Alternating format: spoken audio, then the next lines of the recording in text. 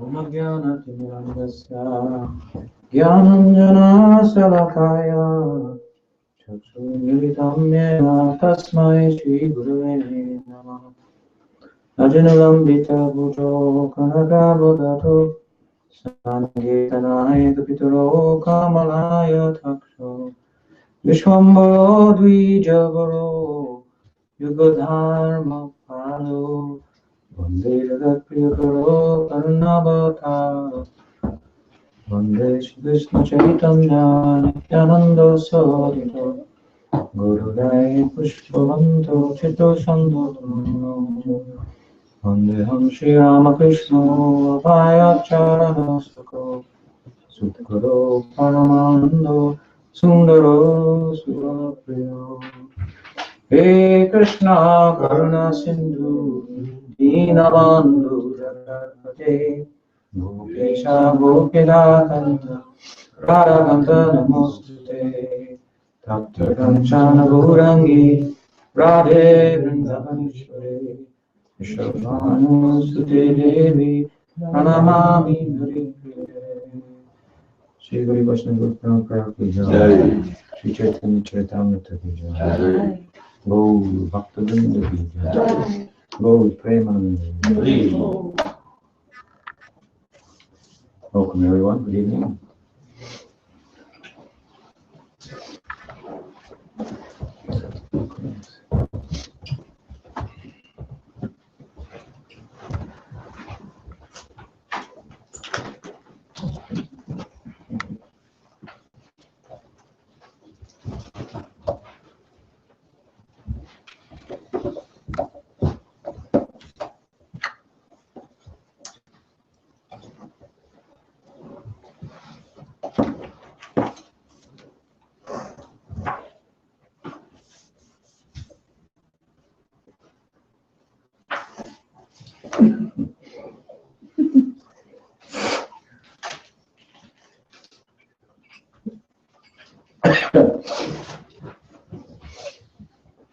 So, we're going to continue reading from Chaitanya Charitamrita, which we were doing last time when I was here. And we did a little reading and discussion also in Madhuban. And while we were here last, we discussed the pastimes of Chaitanya Mahaprabhu, as they are described, pastimes in Benares, as they are described in Adi Lila, after the Mongol Charn, where so much of the philosophy and theology is brought out by Krishnadas Kaviraj Goswami. We find him glorifying the method, as I sometimes say, of Chaitanya Mahaprabhu's madness, Nam Sankirtan, that the Panchatattva, who are the subject also of the Mongol Charan, 5 Chaitanya Mahaprabhu and his 4 principal associates, Chaitanya Mahaprabhu, Nityananda Prabhu, Advaita Prabhu, Shivas, and Gadadhar Pandit. The 3 Prabhus, 3 Vishnu Tattva, I should say 2 Prabhus and 1 Mahaprabhu, and Advaita, Nityananda, and Chaitanya Dev, and the Shakti Tattvas of Srivas Thakur representing the Tatastha Shakti, and the Gadadhar Pandit representing the Antaranga Swarup Shakti, the Bhakti is constituted of. So again, this is the subject really of the Mongol Charn and of the book, Chaitanya Charitamrita. And we wrote a book about that, as you know, which is at the printers. So we hope to have that out and available here for the festival coming later this month, end of this month. But as I was saying, the section of Chaitanya Charitamrita when Mahaprabhu is first described in Benares on his way to Vrindavan follows that Mongol Charn extended commentary, auto commentary on his own Mongol Charn, versus in a natural way follows in that the The subject is the Panchatattva. The last verse of the Mangalcharan is directly glorifying the 5 members of the Panchatattva and describing what they did, how they, together, in the language of Krishnadas, in Prabhupada's poetic translation, plundered the storehouse. It's a famous one, of love of God, and distributed it, and the more they distributed it, the more it grew. And Om Purnam Daha Purnamidam, as the Upanishad says, 1 minus 1 is 1 in the absolute realm. The more they gave it out, the more the balance was never depleted, and so on and so forth. And so some discussion then arose with regard to his Sankirtan and opposition to it. And it came in the form of Mayavad philosophy in Benares, which was a stronghold of that monistic perspective on the absolute that is not thought to be a accurate representation of what the Shastra says, but a distortion of that. And on the part of Shankar, who is the incarnation of Shiva, and why he did it, and so all these things were discussed in that chapter, and the objection of the Mayavad to the transcendental emotions of Chaitanya Mahaprabhu, and the idea of transcendental emotions, which they have no idea of. They're simply for shutting down the material emotions and attaining a state of non-experiential peace, if you can imagine. There's no experience here. So, but anyway, end of suffering. It's a reality, thought to be a reality that we do not feel as Gaudiya Vaishnavas, nor any other Vaishnav school, is an accurate representation of the nature of the Absolute. We do identify something similar to that, which we call Sayuja Mukti in our school, which is a kind of emerging of the Jiva into Brahman.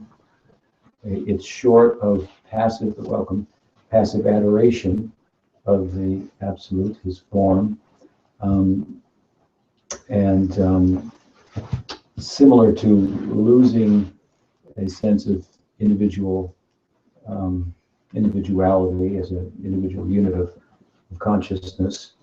It doesn't afford the Sayuja Mukti, the Jiva, the opportunity to experience all of its potential as an experiencer, as a knower, as a doer. And so it's similar to the idea that Shankar posits, but very different at the same time, because in Shankar's idea, there is no individual Jiva, and there is no world of Maya. We accept there is a Maya, the world of Maya. It's not what it appears to be. There is a Jiva. The Jiva is not merely an illusion. Jiva never is not one in an absolute sense with Brahman. It's similar, but different at the same time. Anyway, the opposition to the Sankirtan came, and we were discussing that, and Mahaprabhu's display of ecstasy, spontaneous ecstasy through hearing and chanting and in public and so forth, which seemed, from Mayavadi's perspective, very unbecoming for a sannyasi to be singing and dancing in the streets. Sannyasi became a hippie or something like that. It was inappropriate, they thought. So, very beautifully, Krishnadas kind of as an afterthought to the philosophy and theology of Gaudiya Vedanta, contrasts it with one of the main, if not the main, opposing philosophies of the time, opposing opponents, if you will, philosophical opponents to his Gaudiya Vedanta, the Mayavad doctrine. So the contrast is given in Chaitanya Mahaprabhu, of course, defeats the Prakashananda and converts them all to human sannyasi followers, to Vaishnavas, and Banaras tastes the ecstasy of prema. And from there, Krishnadas in the next chapter tells his own story. We heard about that also. We discussed that here. Was it here? I believe so. Or in Madhavan in recent times. How he came to write Chaitanya Charitamrita. A very moving section, a glimpse into the heart, inner life of a great Vaishnavacharya, Krishnadas Kaviraj, and his deference there for Vrindavan Das Thakur, his predecessor, who wrote Chaitanya Bhagavat. Again, how he was blessed by Mother Mohan and the assembled Vaishnavas in Vrindavan. It's kind of a follow-up from the section in the 5th chapter of his Mangalacharan commentary, where he also revealed something about his heart and the mercy of Nityananda Prabhu, how Nityananda Prabhu came to him with his associates in a dream, all dressed like cowherd boys with flutes and horns and sticks, and colorfully dressed, chanting Krishna, Krishna, Krishna, and told him, Nityananda Prabhu told, go to Vrindavan, all your desires will be fulfilled. And this, in response to Krishnadas's leaving his home, his family home, his brother's home actually where he was living, because he found in that home, although Chaitanya Mahaprabhu was respected, Nityananda Prabhu wasn't. And Krishnadas concluded, there's no question of respecting Chaitanya Mahaprabhu and not respecting Nityananda Prabhu, therefore I'm out of here. Something like that, and he became homeless. And Nityananda Prabhu came and said, you can live with me. Arko vinitai chander koronohi sangsara vasanamor kovitucho have. It's Narottam says, the way to Vrindavan is through Nityananda Prabhu. He is very merciful. He will give us shelter from the storm, from the forest fire of samsara. And so Vrindavan Das, or Krishnadas, was immediately the next morning, took off for Vrindavan, and he was young at the time. It is now in his old age, in the 8th chapter of this book, Chaitanya Charitamrita, that he tells then a little further, reveals something intimate about his life and how in his old age he was selected by the community of Vaishnavas. And perhaps his title was bestowed upon him in Kaviraj. Kavi means learned person, poet, and Raj, of course, means king of poets. And he wrote Chaitanya Charitamrita. If Srimad Bhagavatam is the Grantha Raj, the king of the scriptures, Grantha means scripture. It also means knot. It's the king of knots, because it will tie you to Krishna in a way that you could never escape. It is said that Sukadev was beyond the knots, the world knot. Schopenhauer had a term. He was a German philosopher, of course, times gone by, that was influenced by Vedanta and Buddhism. And he had a term, the world knot, which is basically his rendering of ahankar, the material identification that binds us to the realms, the world of birth and death and so forth. So to untie that knot. It's difficult to untie that knot. Once Pujapad Sridhar Maharaj described the Gordian knot of whomever it was that said, whoever can untie this knot will conquer India. And many princes came trying to untie the knot, and they were unsuccessful. And the young Alexander came and said, I can do it. And everybody said, oh, the boy will do, let us see. And they laughed. Pulled out a sword and he undid it. So Sridhar Maharaj used this example to say that bhakti is a very common sense approach to solving the problems of life. But we might add, with a footnote, that there's not a lot of common sense available in the world. It's very simple. It's very easy. You want to love, love. You want to love. That's what you're doing. And you have an identity based on your attachments. Attach yourself to Krishna, love Krishna, have an identity in relation to him. It's simple.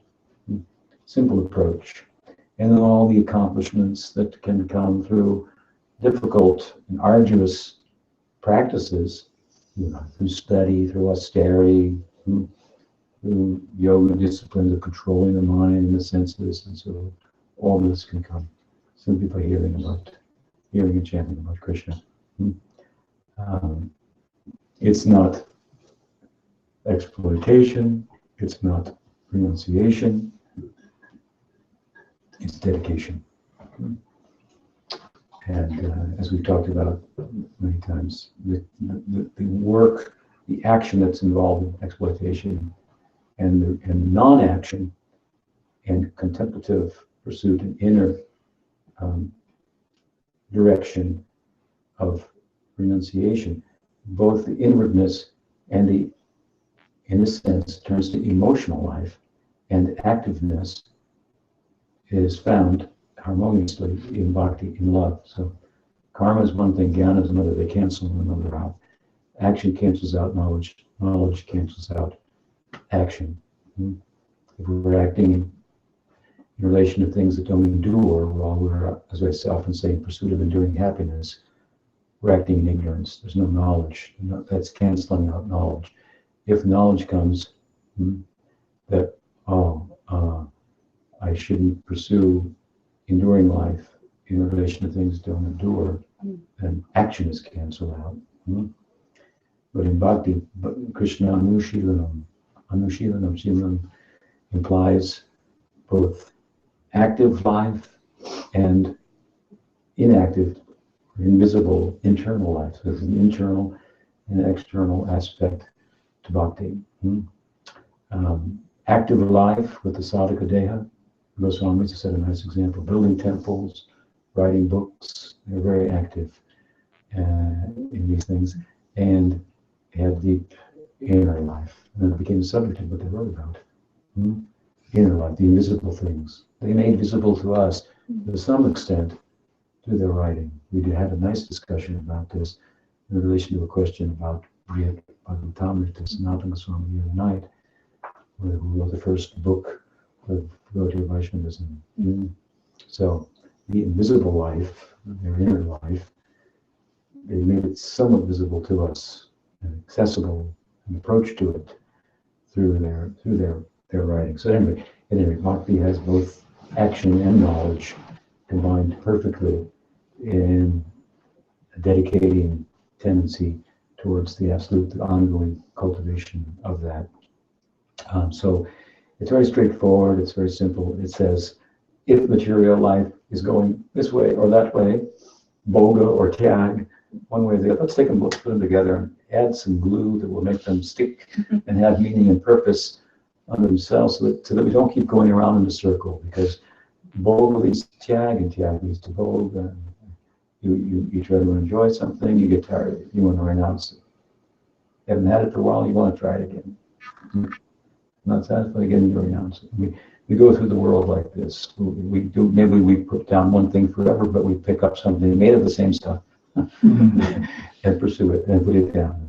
So other than a systematic process or path of jnana or karma, we're doing jnana and karma. We're acting and knowing that the actions are not fulfilling in relation in non-enduring magic appearances and so forth. But we keep doing it. We keep knowing it. We keep doing it. So this is the Bhagavatam story about these two. You go all the way to heaven, get as high as you can, much acquisition as you can in the path of karma, and it ends, and back down you come again and start over again. And often tyag brings brings things to you also. People like you that you seem renounced. And so anyway, they kind of chase one another, and neither one of them, Gyan nor Karma, can give us release from samsara, because they're governed by, respectively, Rajas and Sattva. Of course, to distinguish with regard to Gyan, it's a complex subject. We are a unit of Gyan. We are the substratum of Gyan. It means that we are a unit of consciousness, cognizant, unlike matter. There's something else called Gyan also, which is, as I often say, there's light and its capacity to illuminate. It's luminous and illuminates things. That illuminating capacity of the light that sheds light on other things is reflected in the subtle and causal body of the jiva, and that becomes a sattvic form of knowledge intelligibility, by which things are known to the jiva about the world.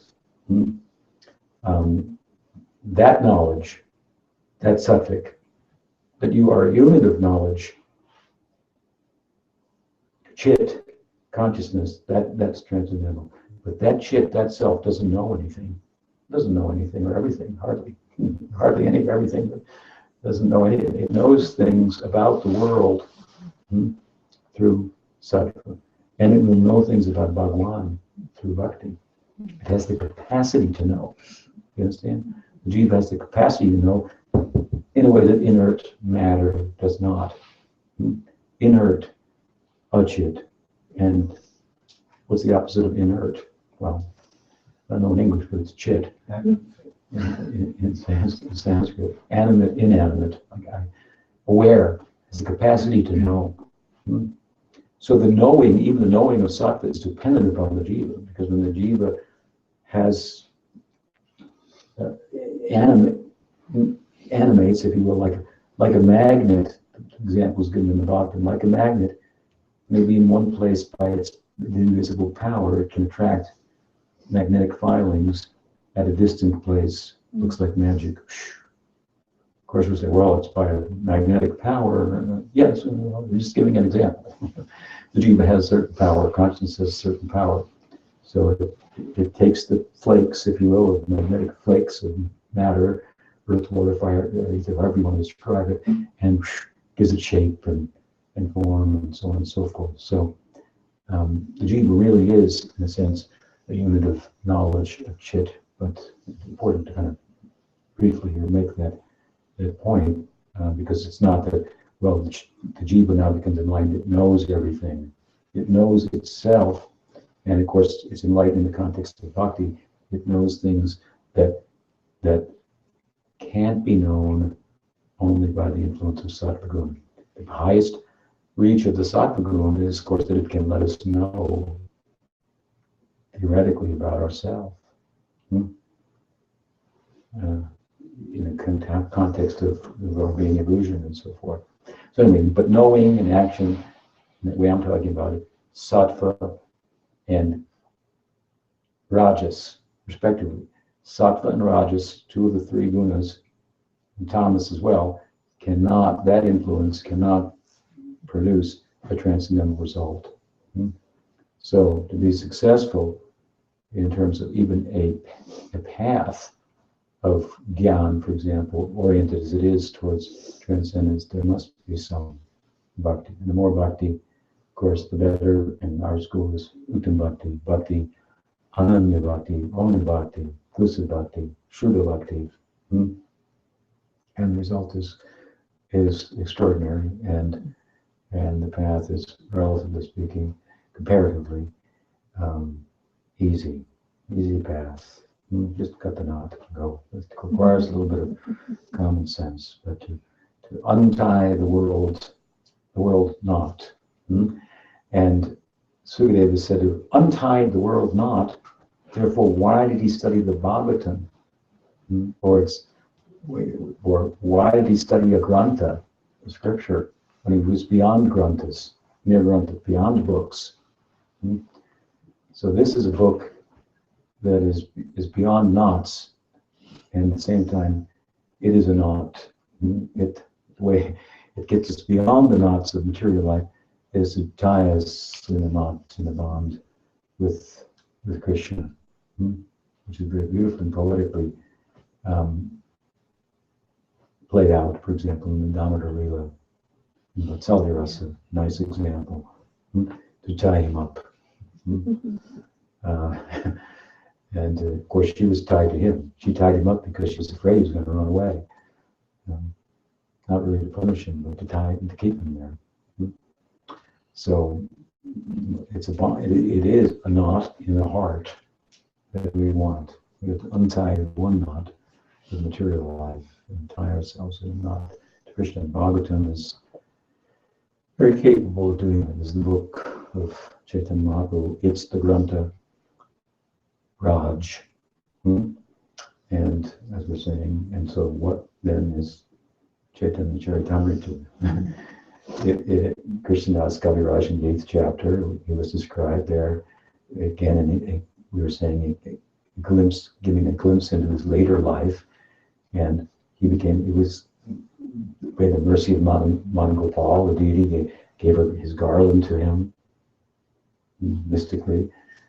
At the time of darshan, the garland fell off, and the priest was told by the deity to give it to him. And he was selected. And the Vaishnavas had all said previously, you should write about the later pastimes of Chaitanya Mahaprabhu. All the assembled Vaishnavas. And still he went to Madan Gopal to make sure that it was the right course, that he wasn't mishearing them. And Madan Gopal gave the confirmations. These are very nice pretty lakshanam, how do you say? What is it? Yeah, what is the Sanskrit? Guyatam. To reveal the heart. So these are a couple instances early in the 5th chapter when he had Mahatma came in the dream, and later the Vaishnava assembled, Madan Gopal gave him blessing. Mystically, internally, he was commanded to write Chaitanya Charitamrita, and he humbly took up the task. And it's perhaps at that time, or having accomplished the task in his very old age, writing Chaitanya Charitamrita, that he was given the title Kaviraj, the king. Vyasa, the Adi Kavi, the original Kavi, who penned the Bhagavatam. Thus is the Kaviraj. He is writing the distilled essence of Srimad Bhagavatam in the form of Chaitanya Charitamrita.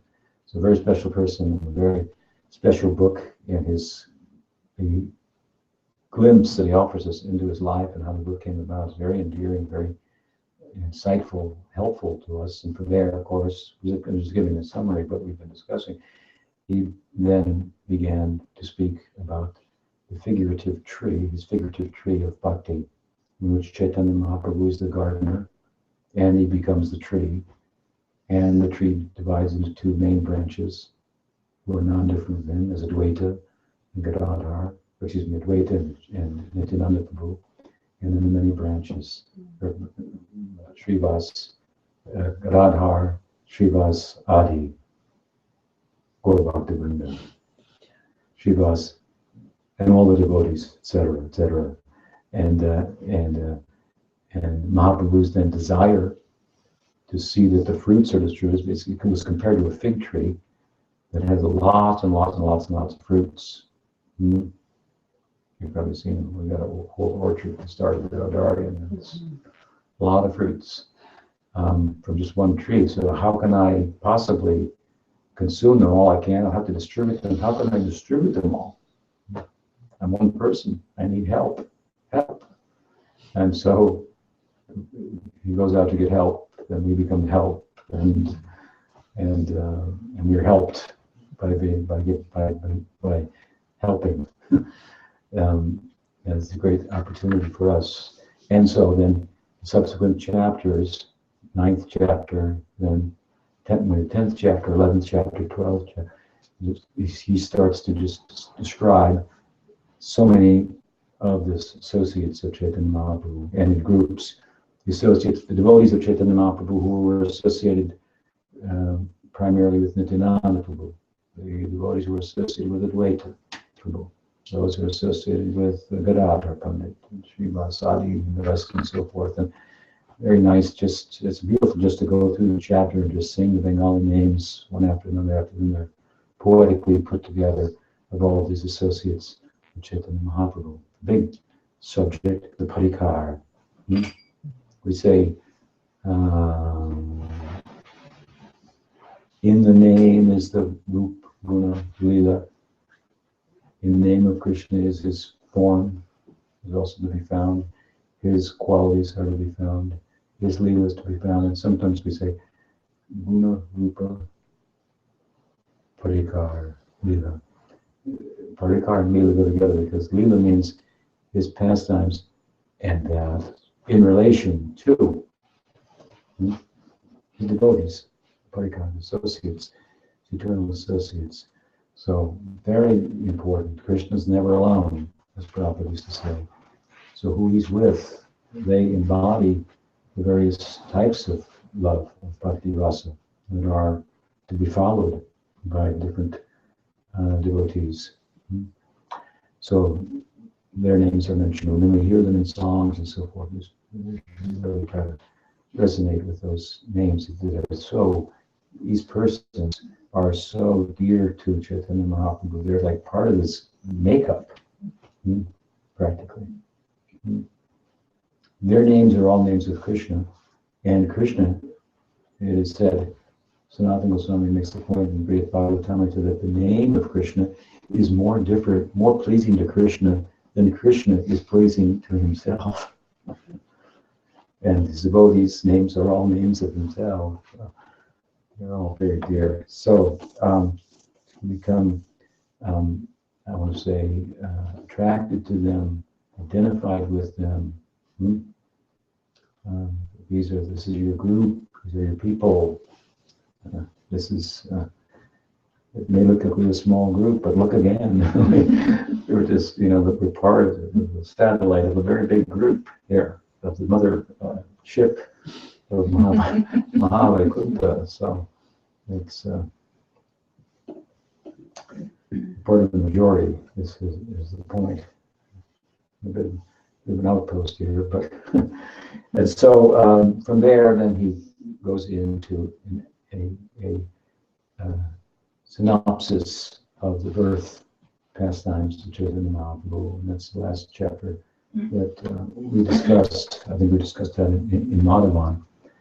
He introduces the chapter, of course, very nicely by, it begins in Goloka, in Vraj, with a nice Bengali verse that Krishna had a desire. And very quickly, having said that, he says, and before he appeared, his Guru Varga was sent to the world, means the elders. His Guru, Param Guru Madhavendra Puri, the Ishwar Puri, his Guru, his father and mothers, Jagannath Mishra, Sachi, the elders, elder sannyasis, Paramananda Puri, and so forth, made up the elders. The Guru Varga, the associates of his Guru and so forth, and Param Guru, all came before him, and amongst them, the prominent one is Advaita Charya, with it then a brief description of Advaita, who is performing the Namas and Kirtan in his house, and the leading devotee in the community of Brajmandal, and the external purpose for Chaitanya Mahaprabhu's descent comes out to bestow compassion upon the jivas. And we had a nice discussion on the opening about the compassion of Chaitanya Mahaprabhu, how that plays out given the impassibility of the Godhead, being beyond material emotion and the feelings of sorrow for those who are a sorrowful group, who are in ignorance. It was a long discussion, worth listening to. The Gaur Purnima lectures, you said you were listening to them. So,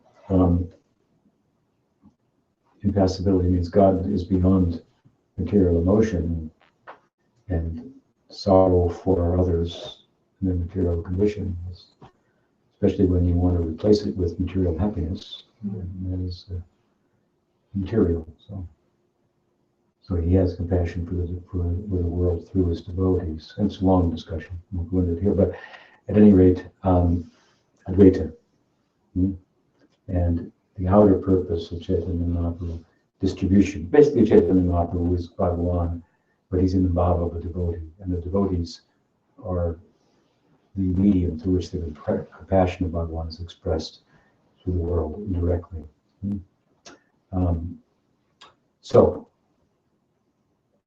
some few words about Advaita, his method. Introduces Sachi, the world mother, who gave Mahaprabhu as a sannyasi to the world. With her permission, she brought him in the world, and she gave him up for the world, for all of us. So our indebtedness to her. Jiva Swami has a commentary on the Ashirvad verse of Chaitanya Charitamrita, which is Rupa Goswami's Namaskar verse of his dramas, either Vidamada or Vidamada, I forget. Anarpita Charin Jarat Kunavatina Kuru Samarpayitam Unatozu Rasam Sadakti Sriyam Hari Puratasun Radyuti Karamba Sandipita Sadarya Kandare Spurutava Sachi. In his commentary on this, Jiva Goswami goes on at some length about the name Sachinandan. That's invoked by Sanatan in this verse, very compelling. What is her position? We are much indebted to her. And again, she gave him to the world in terms of his sannyas lila, which Bhagavatam describes. Tyaktva sudus tarasuripsitaraj lakshmin danishtari vachasaya ragadanam mayamrigam daita ipsitam anbadavad vande mahapurushate jaranadavindam mayamrigam, that's us. Those who are bewildered by Maya, mayamrigam daita. Daita means compassion, mercy. That he left home, yaktva sudus tarasuripsitaraj lakshmin. He gave up Vishnupriya, Raj Lakshmi, and Sachi as well. They were left together. And ostensibly, on the curse of the Brahmin, who cursed him because he wouldn't let him in the kirtan, because he said, I should be allowed in his kirtan. I only drink milk. Mahaprabhu said, that may be good to be a vegan or only a milkin or whatever kind of purity in a mundane sense, but that's not going to get you in my rasa kirtan. I'll let you in if I want. And if anything, humility and understanding of the false currency of material prowess, abilities, strength, and so forth, as much as that's understood, you're in a sympathetic kind of position, a teachable moment for taking advantage of the dispensation of Mahaprabhu when you're a kinchana gocha, a little bit materially exhausted. So he came out, of course, his kirtans in the house of Srivas and made them public of his own accord. You want to go there, get in, break down the door by any method. The only method you can go there is if he wants to let you in. When he wants to let you in, then you can go in. And meanwhile, if you're waiting and want to get in, then he'll certainly take some steps in your direction. If you've been touched by his devotees, he has to go to you. So he's under the control of bhakti. So he came out on his own, of course, and his sannyas lila, and Sachidev giving a blessing to that. Jiva Goswami says that he's saying that Mahaprabhu says, anyone who says Sachi, Sachi, Sachi, referring to my mother, has recited all the Vedas 3 times and understands their meaning and will be delivered, and so those things like this, very, very considerable glorification of her, This is on Rupa Goswami's mind, and writing the verse. And so Sachi's introduced, and Jagannath Mishra is introduced. Jagannath Mishra, of course, left the world early.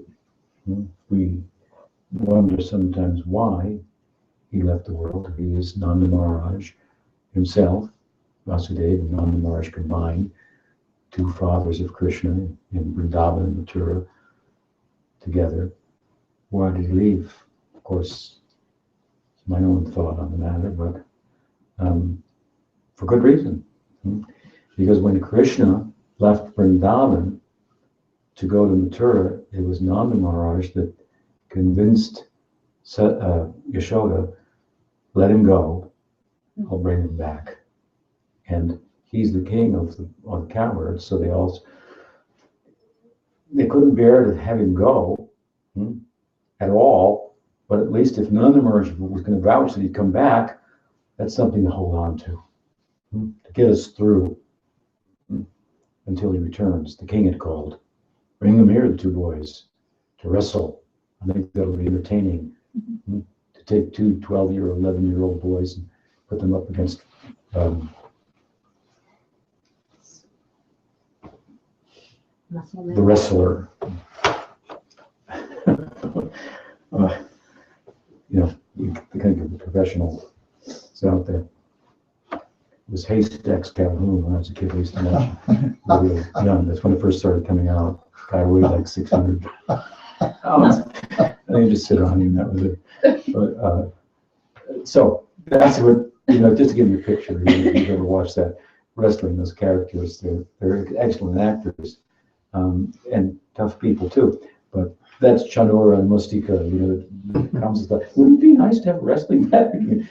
12-year-old boys, and so that's the vibhatsa from the audience when the boys stood in the wrestling assembly, and all the different rasas were experienced through different people, all the different primary 5 and secondary 7, 12 rasas, and some of the people experienced vibhatsa. This is a disgusting idea that these boys will be put to fight with these monsters. You're going to have gladiators, now it's football, the same thing, it just keeps going on. Fill the stadium and watch people beat one another up, and a little more finesse and athleticism, but at least they should have opponents that, are some equality. So, of course, the boys won, that's another thing. And but once they won, then Vasudeva, the cousin brother of Nanda Maharaj, the other father of Krishna, said, "Look, your boy's already here. You have to get him an education. And Sandhi Panimuni is right here at Avanti, and you couldn't find a better teacher. So the country, Bumpkin Nanda Maharaj was kind of bamboozled by the city slicker Vasudeva, and he came back without Krishna. So now you can imagine how everybody was really pissed off with Nanda. No, not at all. He said he would bring him back, but when he came back empty-handed, they could feel his own sorrow and his disappointment, knowing his disappointment being separate from Krishna, and knowing and considering himself to be the cause of the disappointment of everybody in Braj, made his own self-disappointment greater than everybody in the Braj combined. So all sympathy went to Nanda Maharaj. But it's a very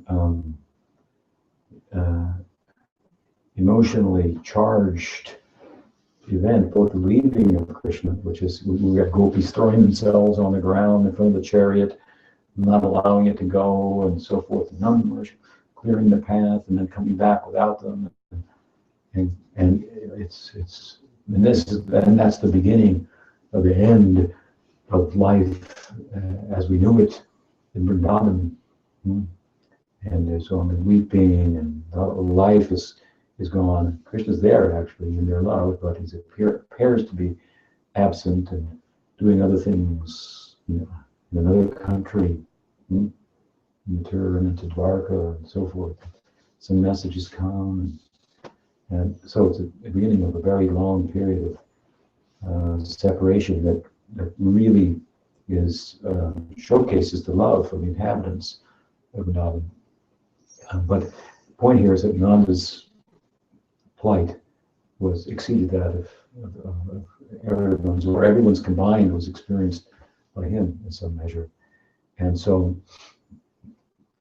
here's another Leela, Gaur Leela, I couldn't go through it again. Let Sachi be the one who gives him permission to go. And because Mahaprabhu put himself in the hands of Sachi and said, I did something in a moment of madness. I'm 24 years old. I took sannyas. And what's wrong with me? And Mom, I put myself in your hands. She came to Advaita's place in Shantipur, where Nityananda Prabhu tricked Mahaprabhu and brought him back there, thinking he was taking him to Vrindavan. And you can see how bewildered Mahaprabhu was, how with the sannyas, the loss of external consciousness, and then he kind of wakes up and goes, wait a minute, I'm in Shantipur, and my mother's here, and everybody else. And I must have dreamed I took sannyas. I did take sannyas. What's wrong with me? Mom, tell me, what should I do? And so she has the difficult task of finding some balance, because what's done is done. He's become a sannyasi.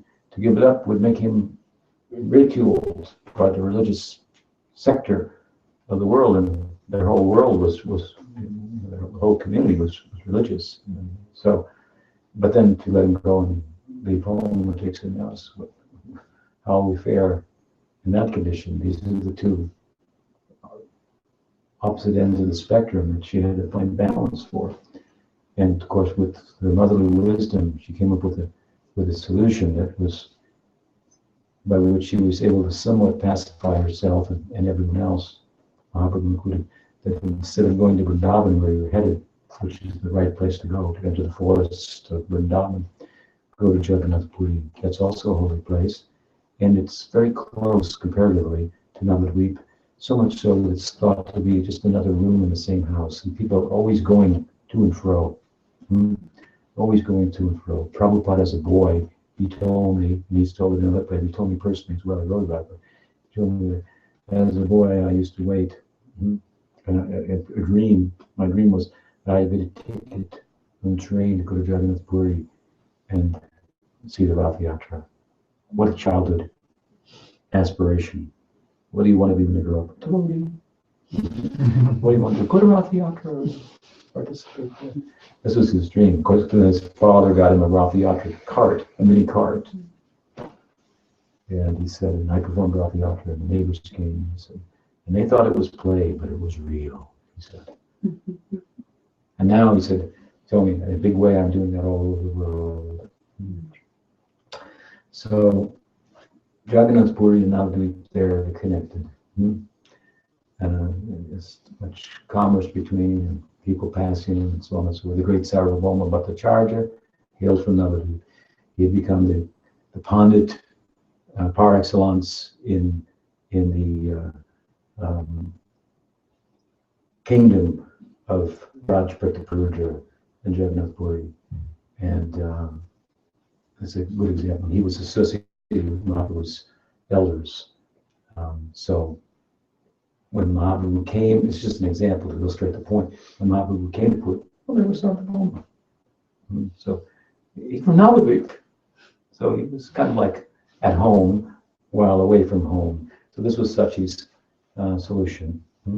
And so news about Mahaprabhu would come. Indeed, the devotees would come every year for the Rath Yatra to see Chaitanya Mahaprabhu. Hundreds of them would come and stay for the 4 months of the rainy season and bring to Jagannath Puri a kind of worship that had never been seen before. The king was astounded to see it.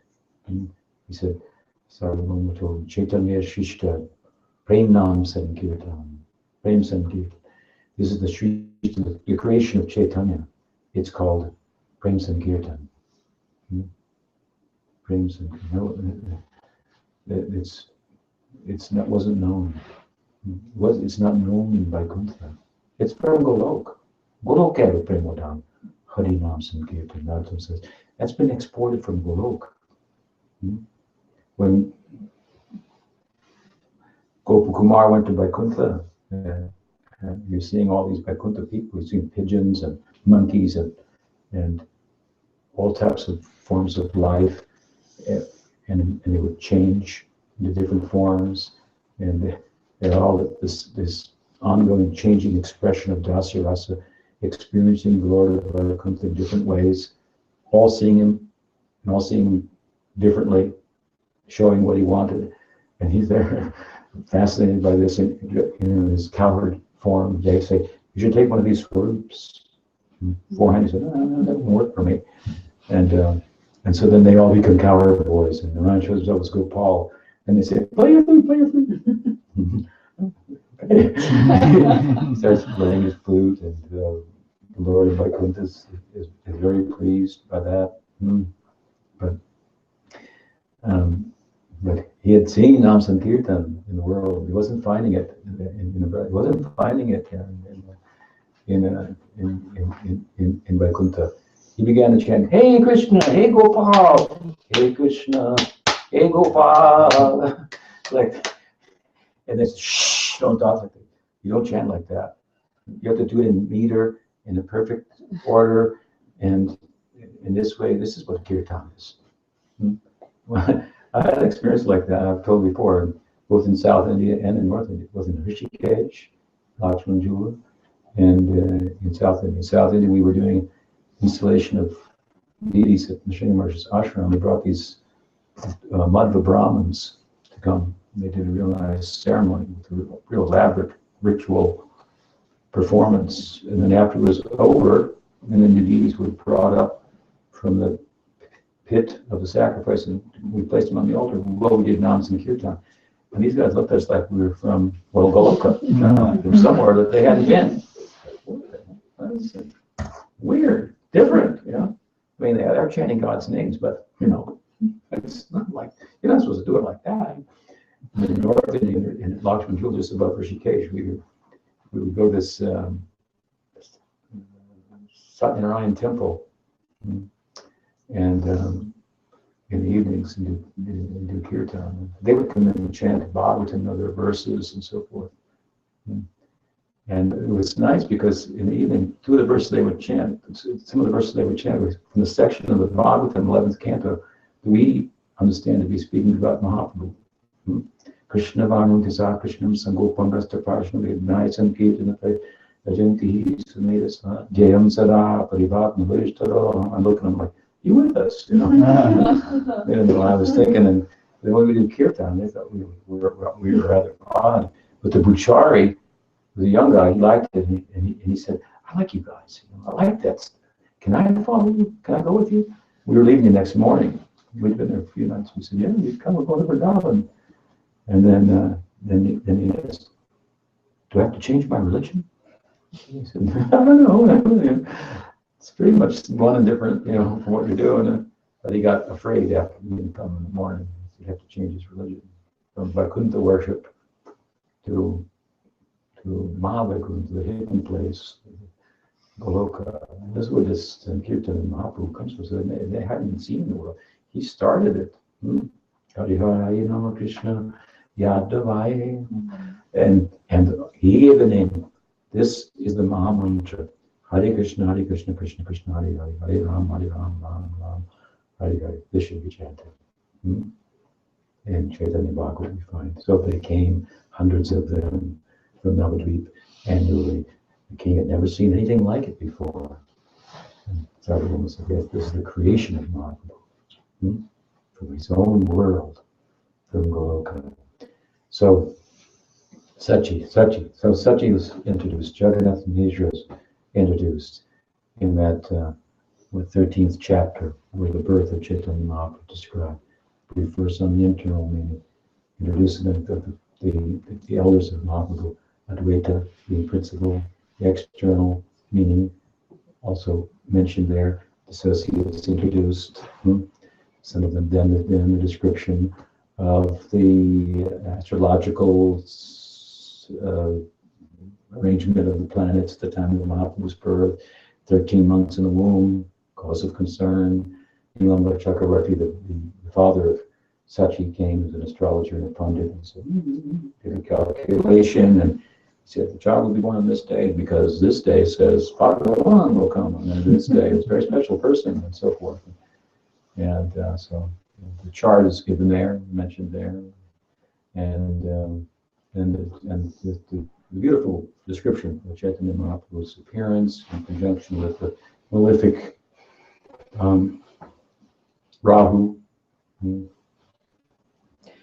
with a moment of piety, transcendental piety, thought, who cares for the piety that the moon is compared to in relation to me, because the moon is thought to be a pious planet and the Rahu is a malefic planet. So when Rahu, the Earth's shadow, personified or planetized, but covers the moon, and it's thought to be inauspicious. But Rahu's thinking, this guy thinks he's auspicious, this moon, but because he's white compared to me, I'm dark and shadowy. He's luminous, and I'm that's the opposite. Opaque and fake. Fake is the opposite. So, I'm obscure, and he illuminates, and so. But he's got spots on him, so he's not perfect. And Nima, this Chaitanya, he's perfect. He's extraordinary. So the way of the devotees, Chaitanya Mahaprabhu. Even the envious people become pious in their association. So a moment of piety, for transcendental piety for Rahu, and he covered the moon. And so everybody in the water in the Ganges bathing to counteract the inauspiciousness and chanting Hari, Krishna, Ram. And so the name came and preceded Chaitanya Mahaprabhu. Through the name we will find Chaitanya Mahaprabhu in Kali Yuga. So God is named to manifest, be heralded throughout, and then he made his appearance. And then the elder ladies came, Advaita Sita Thakurani, and Shiva's Thakur's wife Malini, and Sita Thakurani is particularly emphasized. It's the Yogamaya, their opulence and so forth, and giving a name, a nickname that would stick. His name, ascertained by Nilambar Chakravarti, was Vishwambar. His name was Aishwarya, and his Madhurya name, given by Sita. Nimai, born of the neem tree as he was, thinking that the neem tree can counteract inauspiciousness. But his name is Nimai, that he might be protected. And of course, that he might protect the world. He's the nourisher of the world, Vishwambar, but in a special way, by giving brain. So all these things were described in the previous chapter, which constitutes a synopsis of the birth of Chaitanya Mahaprabhu. And now, tonight, and tomorrow night, we come to chapter 14, which is now the Bali Lila. All this in sutra form, and there's a condensed form. Wants to go through these pastimes in particular, because remember that, as we said earlier, as he has himself explained, Chaitanya Charitamrita is more focused on the later pastimes. Indeed, in the previous chapter, Kaviraj Swami said that while I'm dividing my book into 3 sections, the Adi Lila, the Madhya Lila, the Anja Lila, the middle pastimes in particular are the most important. They're the teaching pastimes of Chaitanya Mahaprabhu. They're important in that sense, because without them, you're never going to enter into Navadvip, where all these earlier sweet pastimes before we take sannyas are described. So learn a little tattva and get some sambandha gyan and through our practice of chanting. But and of course, Vrindavan Das is dealt with in much more more extensively with the early Navadvip pastimes of Chaitanya Mahaprabhu and Nityananda Prabhu. So that's a treasure of Chaitanya Bhagavat. That's what he repeatedly, Krishnadas defers to. And this is why he's deferring to it. His book is more scholarly and more theologically refined, but the philosophy and the theology are all meant to help us to enter into the Navadvip Leela of Chaitanya Mahaprabhu. So descriptions of that are something to defer to, bow to. Yeah. Is the speciality of Vrindavanadasa's work. The emphasis here is on why those are important. Because Chaitanya Mahaprabhu is Krishna, let's make that clear. And he's Krishna in the mood of Radha, and what that means. And this is his teaching that he gave to Goswamis, Rups, Sanatana. And it's condensed in here, all the work of the Goswamis, practically. Especially in the Madhya, which is the largest section of the book. And so here he is now giving some description of the birth, briefly, a brief description of the early childhood pastimes, and go to the Pogan Leela, the young boy pastimes of Chaitanya Mahaprabhu. There's the brief, and then the Sadi will end with the Kishore and the Sannyas of Mahaprabhu, and enter into of course, the Madhya itself. So, a brief review of where we're at, and I think we'll begin this 14th chapter tomorrow. It's nice to be with all of you, and nice some of you have made a journey to come here to Marban. How long to be here? Month? Month of Sundays. And till Tuesday or Wednesday, but then I come back. Very good. Good. Any question? I'm gonna go, Paul. You're here for a weekend? Good. Yes. I was just curious, when we first started talking, we were talking about the 5 types of liberation within Bhakti, and one of them is kind of like a merging. Like, where is that in Vaikuntha? No, there's 5 types of mukti described in the Bhagavatam. Salokya, it was Vaikuntha. It means Salokya. Salokya, Sarsti, they have the same opulence, powers of Narayan. Salokya, Sarsti, Samipya. Samipya means to be a personal attendant of Narayan. There is some gradation there with Vaikuntha, different types of devotees. Gopakumar began, hey Gopal, hey Krishna. And they said, you can't do that. You can't chant like that. That was the first response. You can't do that here. It's not what kirtan means. And then they said, those pastimes of Krishna, those are just, for the sake of killing Kamsa. Narayan, does that. It's not something we talk about. And then some other devotees said, no, it's not like that. You guys don't understand those pastimes very well. All the pastimes are good, okay. And then there's a third group that understood them better still, but not perfectly. So there's a gradation, even understanding there, from approaching that realm from different, slightly nuanced paths, practices, and so forth. So, anyway, Salokya Shasti Samipya. There's a gradation here also. Samipya means to be a personal attendant, and Gopakumar got to be the flute player and fan of Narayan while he was there.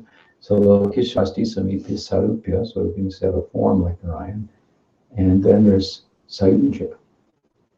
Sayuja is the odd man out of them in that in Sayuja, one is not in Vaikuntha, but in the effulgence of Brahman, in the Brahman manifestation of Bhagavan.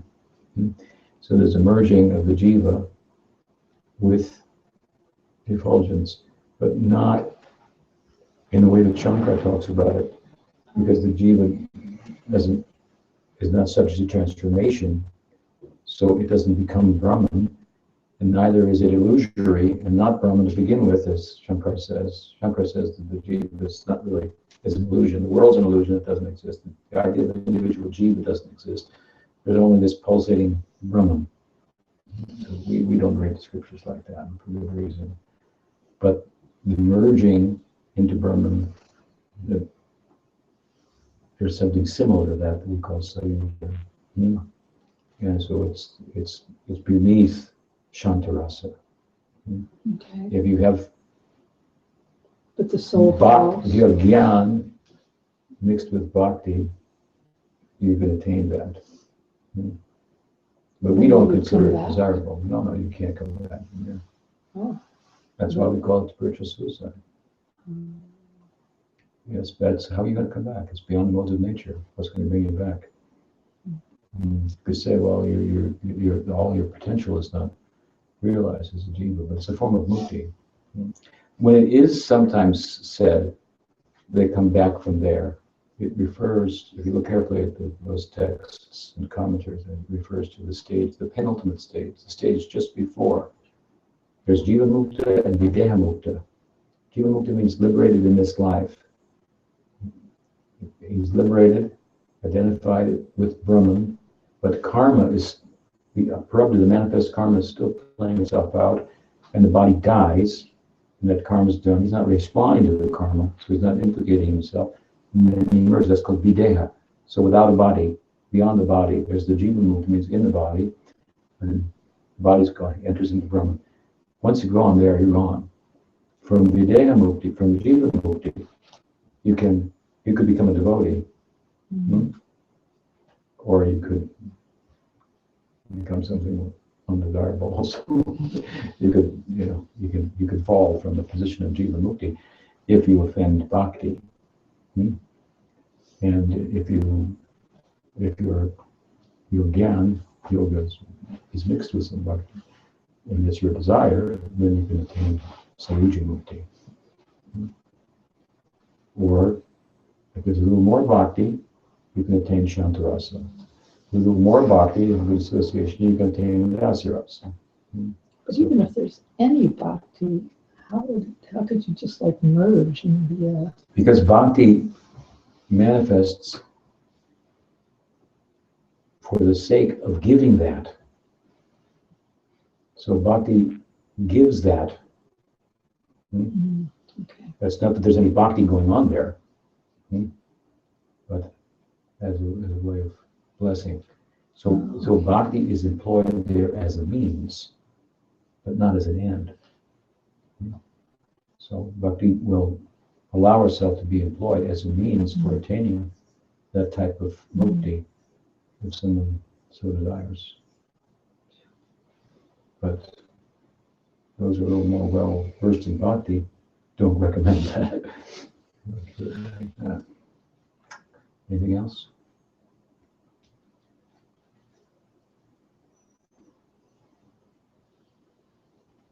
Srimad Mahaprabhu ki jai, Sri Radhamadhava ki jai, Lord Bhaktivinoda ki jai, Lord Premananda. Bhaktivedanta Tripurari Swami. Jai.